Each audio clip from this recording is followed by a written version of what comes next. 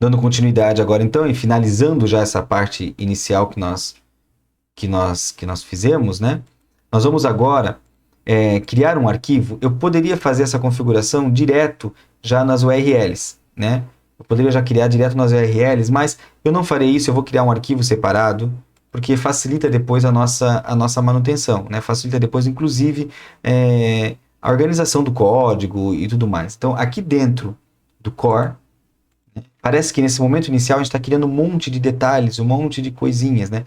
Mas que vai facilitar depois a criação de novos CRUDs, né? De novas classes de modelagem, de serializer e visualização. Eu vou criar um arquivo que eu vou chamar de router.py, né? router.py.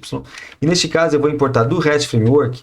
O REST Framework ele já me oferece uma biblioteca para fazer roteamento. Ele tem duas por padrão, a Default Router e a Simple Router, né? E aí eu vou usar do backend core, eu vou importar as minhas views, que por enquanto está num arquivo só. E vou instanciar um objeto chamado router, né, que vai importar daquele default router. E eu vou mostrar aqui a documentação de um detalhe importante para nós. Eu já vou registrar também nessa rota aqui, eu já vou registrar a minha rota, né? Eu vou registrar uma rota que eu vou começar sempre como categories, né? Eu vou chamar de categories, eu vou criar uma views, eu vou importar de views.category viewset, isso, e vou usar como nome base a palavra category. Por padrão, eu sempre uso essa ideia, né? Na URL eu coloco o nome no plural, e a base name, que depois eu posso fazer alguma consulta por ela, eu coloco ela no singular. Na hora que nós estivermos fazendo os códigos, isso vai fazer muito sentido, né? Você vai entender um pouco mais. Mas agora eu vou primeiro na documentação desse default router, para que você possa entender aqui algum detalhe importante. Então vejam só. Aqui eu vou procurar por Django REST Framework default router. Ele vai abrir a documentação dessas rotas do Django REST Framework. E eu tenho dois padrões, né? Então, como eu falei para você, nós vamos procurar aqui um pouco mais no código.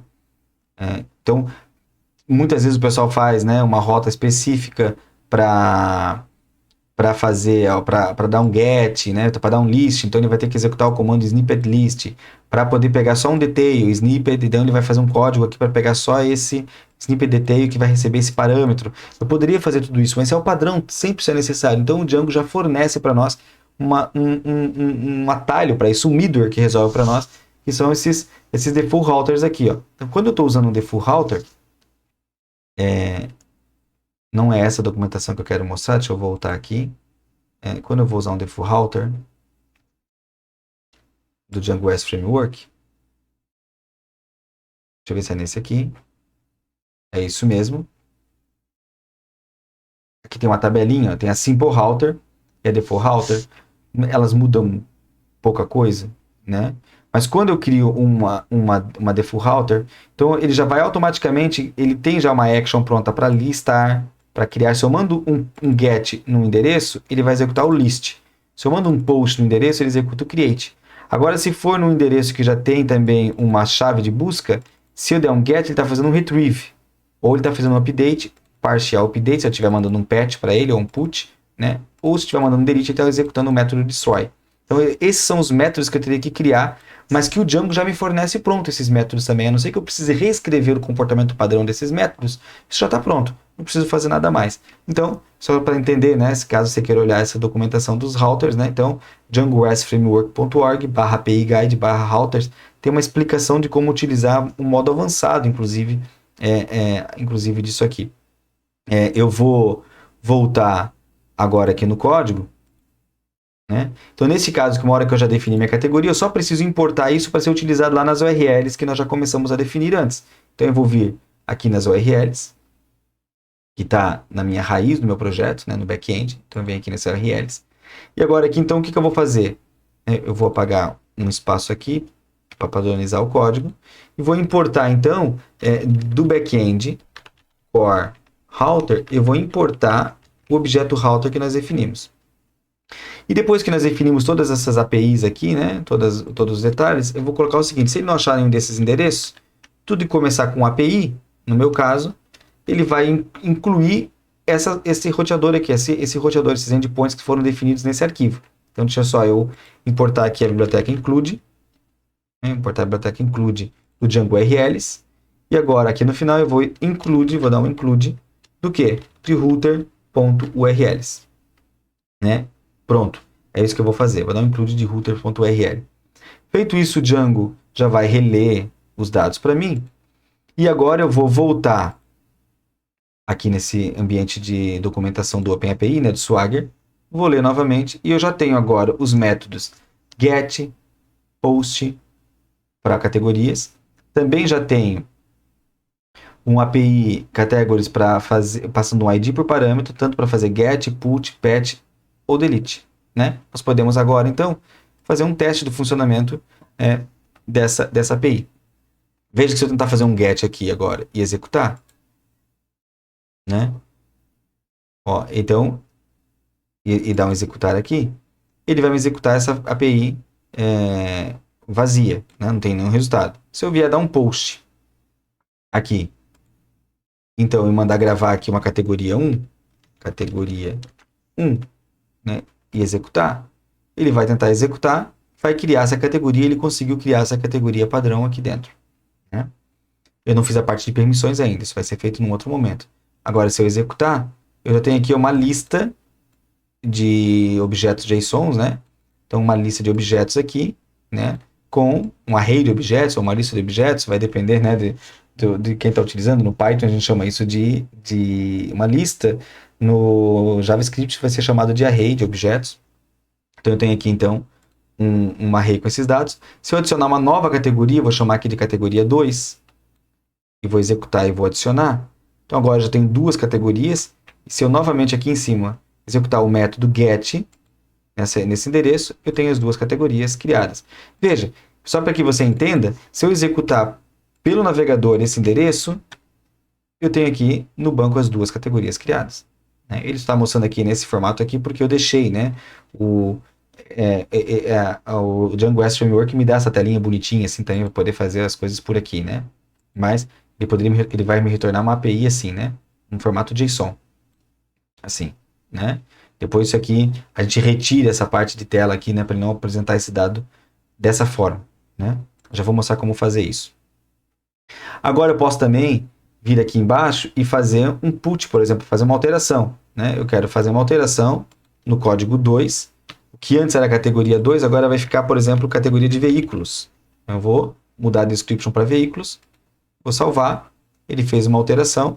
Agora, se novamente lá em cima der um get de todas as minhas categorias e executar, a primeira é categoria 1, a segunda é veículo, e aqui também, se eu ler, a primeira é categoria e a segunda é veículos.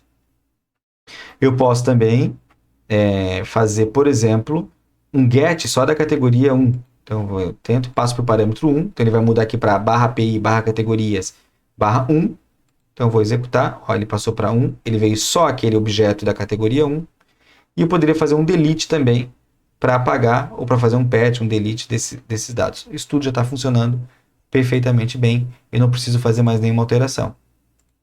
A única alteração que pode ser interessante nós fazermos é dizer na configuração do REST Framework e que eu quero que os dados sejam expostos para o usuário apenas no formato JSON. Então, para isso, a gente pode abrir o arquivo de settings.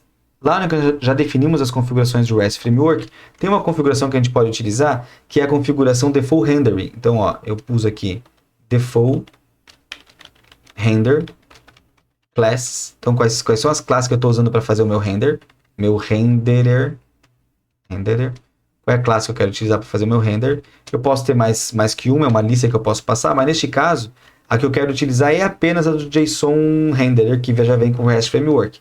Então, eu vou usar do REST Framework. Isso tem na documentação do REST Framework, é só você pegar, né? Eu vou pegar dos meus renderers. Eu quero o JSON Renderer. Então, meus renders, JSON, vai dar um erro porque eu não coloquei uma vírgula. Vou colocar uma vírgula aqui. Agora tem que rodar novamente. Eu não tinha colocado uma vírgula. Então, feito isso, agora, se eu acessar direto essa categoria, ele já me retorna uma lista que é isso que o front-end vai precisar para visualizar depois, né? Não pode me retornar aquela telinha bonitinha do JSON, a telinha do REST Framework, A telinha mais bonitinha que eu quero utilizar é essa daqui, que é só para documentação da API.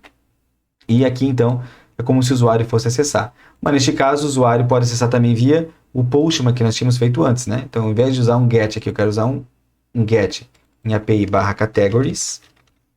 Eu mando um send e ele consegue visualizar isso. Poderia também mandar um GET em categories/2. Dou um send e ele tem veículos. Em categories/1, dou um send e ele tem categoria 1. E eu poderia, ao invés de mandar um get, eu poderia mandar um patch, por exemplo, e mudar a description, que está categoria 1. Agora eu quero mudar de veículos para motos. Casas. Vou colocar casas. Pronto. Não tem essa vírgula no final, né? Que é um JSON, não é um objeto. É um JSON que eu estou enviando para ele, não é um objeto Python que pode ter uma vírgula, o JSON não permite. Então eu vou mandar um patch para categorias 1. Enviei, ele fez a alteração. Se novamente eu voltar aqui agora e fizer a leitura por aqui, ele tem casas. Se eu fizer aqui a leitura, né? Fizer um get lá em cima de todos, ele também vai me retornar casas. Então, é isso. Nós tivemos aqui um conjunto de 3 vídeos para poder fazer essa configuração básica de uma autenticação usando o Django REST Framework, com uma classe que foi criada por nós mesmos, e também uma criação de um CRUD bem simples, né? Já expondo esses endpoints para que um usuário possa utilizar e fazer, por exemplo, uma interface gráfica usando algum framework como o React, o Vue ou o Angular para apresentar para os usuários.